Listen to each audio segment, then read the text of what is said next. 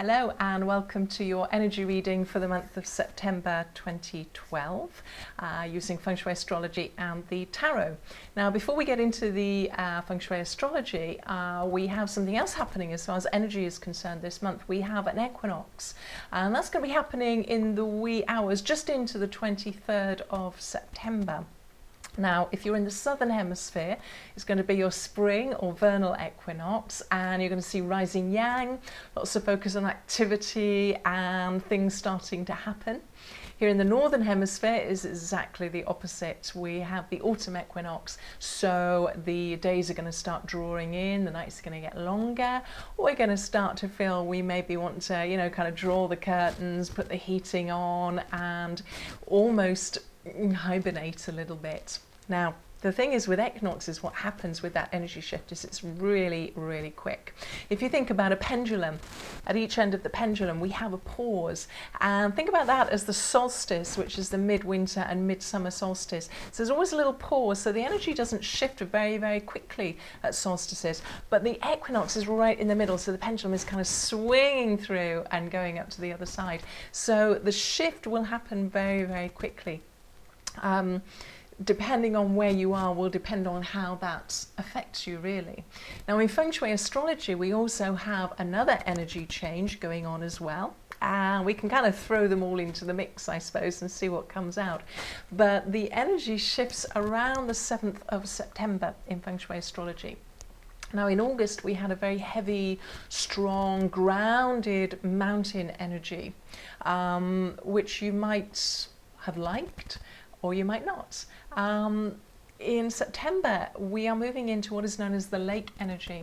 And the lake energy is going to bring a much more light-hearted feel to proceedings. So things are going to feel as if they're going to lift a little bit, which is great. Now with lake energy, there are two aspects that I really want to share with you. The first one is what is known as reflection. There's a strong feeling that you need to just kind of sit down, take a pause and think about where you've come, how much you've achieved, maybe things you could have done better, and then make plans for the future. It's kind of that stopping and assessing a situation. And there's a strong feeling, a strong support to do that with lake energy.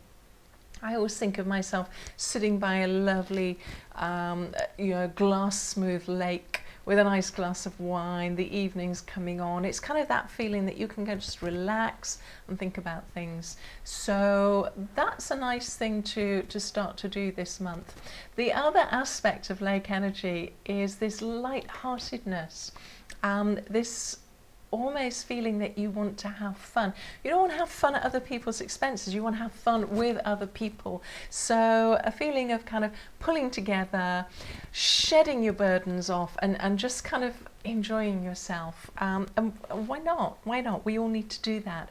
Now if you have lake energy in your stars, your own personal stars, you'll know what it's like to want to have a bit of fun all the time. But if you are what I call a lake star, you're going to find this month quite difficult. In fact, this year has been one of perhaps responsibilities that you maybe don't want to be carrying. Lake stars don't really like responsibility too much. They much prefer to, take things as they are and just enjoy themselves. But this whole year has been about taking responsibility, guiding others, which is something you don't take to very easily. And this month you're going to be putting a lot of people to you that maybe want you to do that. So it couldn't be, even though that energy is there to have fun and you want to, you may find that you're hampered a little bit, but don't worry, you'll be moving out of that in the next month. If you don't know what your stars are, just have a look at my website and you can go on and work it out. It's very, very simple. Okay, so let's have a look at the tarot and see what that can add to the mix for September. All of the three tarot cards I've dealt are all uprights, no reverse or anything. The first one actually jumped out of the pack, and he always tends to jump out of packs when people are dealing. He's the Knight of Wands, and he brings a lot of energy around with him. So we're talking about speed and energy changing around the equinox. He's very indicative of that, those kind of quick changes. We'll talk more about him in a moment. The other two cards are both swords cards. This one is the Ace of Swords, and this one is the Five of Swords, and they're quite interesting as well. So let's go back to this Knight. Now, if you know a Knight of Wands, a person who's a Knight of Wands, and you want any sort of commitment from that person, whether they're male or female, you're not going to get it probably. This Knight just wants to keep moving. He likes changing for changing's sake. The thing is with the Knights is their energy and the way they look at the world can sometimes be quite immature. Not as immature as a page, but still quite immature. So this guy will go rushing in without thinking. He just wants to shake things up because he just wants to shake things up. He wants to see what happens. And there's that feeling of kind of speed, needing to do things this month. Perhaps feeling that, time is running out and I need to do that. But just be a little bit careful. He can be fun. He can be exciting. We go back to this lake energy, be having fun. But keep a little bit of an eye on whether it's taking you closer to your goals or whether the consequences are going to be worth the fun, I suppose, because he's not going to think about the consequences, so maybe you need to. Okay, now these other two cards, the two swords cards. Now, swords are very much linked to mental processes. So what's going on in here and what's coming out of here are really, really important. And, so often we don't consider all of our little inner talk and our outer talk, the kind of throwaway things we say, and how every word that we utter has an energy, and that energy will have an effect both on ourselves and on other people. And these two swords are talking about various things that we can notice about ourselves, and we can perhaps stop ourselves from doing and pull up and from that experience kind of grow, I suppose. So the first one is the Ace of Swords. I want you to look at this kind of picture quite closely. There's a woman there. She's tied up, she's blindfolded, and she's surrounded by 8 swords, standing in a very sort of boggy, muddy, kind of quagmire, I suppose, which is really a reflection of what's going on in her mind. Now, she feels that she's imprisoned. She feels that she's caged in. She feels that there's no strong foundation under her. And she probably blames somebody else for that situation. Now have a look at this picture. If she was to lift her arms, those bindings are really loose. So any activity and she could break them. Then she'd have a free hand to take her blindfold off. She'd be able to look around her and see that she's not actually caged in because there's a big space in front there. And she could walk out of that muddy quagmire quite easily if she wanted to do it. And the lesson there is, first of all, whatever situation you're in, yeah, you can blame others, and maybe others' actions have put you in that situation. But what is important is your attitude and how you react to that. And you can either continue blaming others and continue to be a victim, or you can take responsibility and say, this is my situation now. Okay, let's look at it from all angles and let's put into place an action plan to get me out of this situation. And you'll see from that latter choice, from taking that responsibility, that you then have so much power to make those changes. The other thing as well about here is what you are saying to yourself about yourself.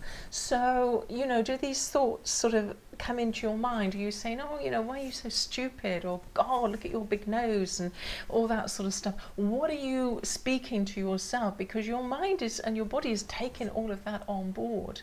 And what are you saying out of your mouth? Are you putting yourself down? Are you putting others down? You really need to start noticing things like that. And when you notice these inner thoughts, when you notice these comments coming out, pull yourself up. Show that you've noticed it, and either cancel it, take it back if you can, or determined not to do it again.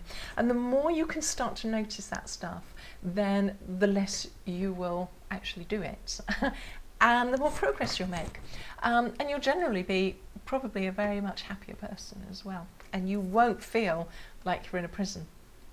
Now, the other swords cards we have is the Five of Swords. Now, fives generally tend to be a little bit problematic. If you look at the number 5, in numerology, the number 5 can see both sides because it's open both ways, if you think about it that way. However, because it's got energy coming in from both ways, it can often spin around and get a little bit confused. So that's why fives can often indicate maybe some struggles or problems or something.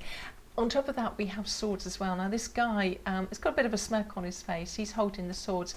Other people are walking off in defeat. This message is really all about the need to be right. When we are talking with somebody, when we were arguing with somebody, when we are acting and doing things, this need to be right at the expense of our long-term happiness, I suppose. Now, there are 2 reasons we might need to be right. First of all, our ego may be so big that we are right, everybody else is absolutely stupid, and we have to look down on them even because they're so small and insignificant to us. If you're like that, you have a problem. Probably the more common reason for this need to be right is our lack of self-acceptance and self-worth. So we have to almost keep proving ourselves to other people by being right. And in most cases, when you're in that situation, you don't really have any winners, because you might walk out of the battle with a nice smile on your face and you've got their swords. Isn't that fantastic? And they're walking off dejected. But you know, it's not just about one battle. Life is probably more about partnerships and joint ventures and getting on with people to achieve your aims and your goals. So it's about getting a win-win situation for everybody involved. So really the message with this card is, you know, if you're digging your heels in and you're, you know, really feeling you've got to prove something, you've got to get one over on this other person or this situation, sometimes you're really not helping yourself. Sometimes the answer is to just take a step back, let it go, have a little bit of humility, let somebody else actually, you know, win that, because in the long run you're going to be a winner by doing that.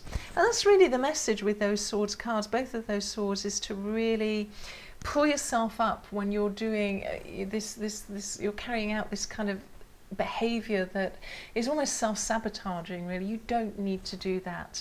There's a lot of stuff going on as well with this night and the shift in energies. If you can't keep up, you know, either okay, I don't need to be right, so you just go off and do what you want to do, I'm just going to sit back and relax for a while. So you can do that too. And that's generally the message with September. Lots of stuff going on. Enjoy it. Think about how you treat yourself and how you treat others, and whether there can be any improvements there.